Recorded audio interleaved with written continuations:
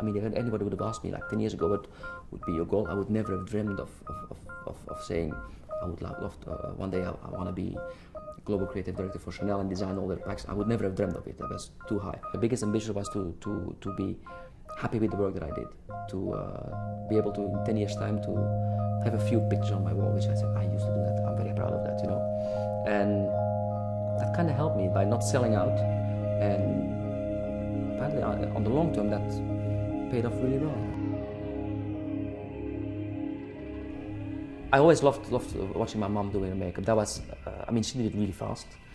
She had a routine in the morning. Wasn't made up over the top, but she always looked amazing.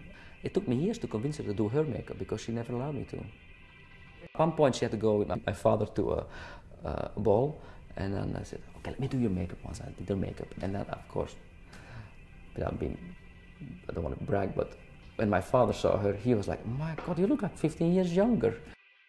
The thing is, in essence, what I do for Chanel is I design and create all the makeups, all the products.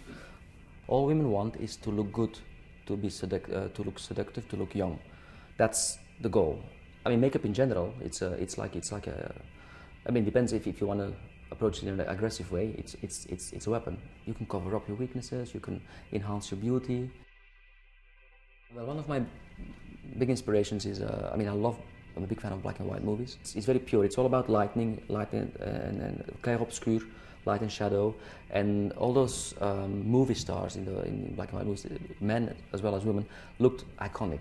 I always look at a woman in first steps in black and white because I look at the shape of a face, and then I kind of sculpt it maybe with foundation, highlighting and shading, and then I apply color.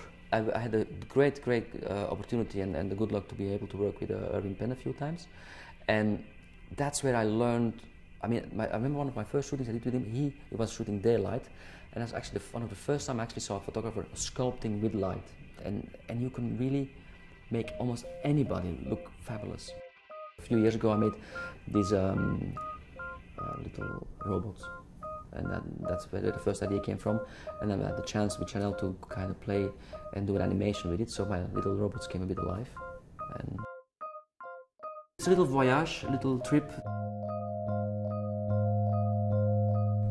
Yeah, it was part of a headpiece. On the model, put it on the model's head, and the model was made up like a bit tribal. It's all real product, you know. You got the lipsticks here.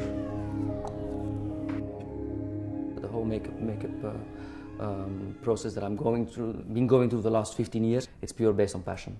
And it started off with the fashion approach, and it's, like I said, it's been growing very organically, and it evolved, and now the fashion part became less important for me. It's more about the women themselves, about the product.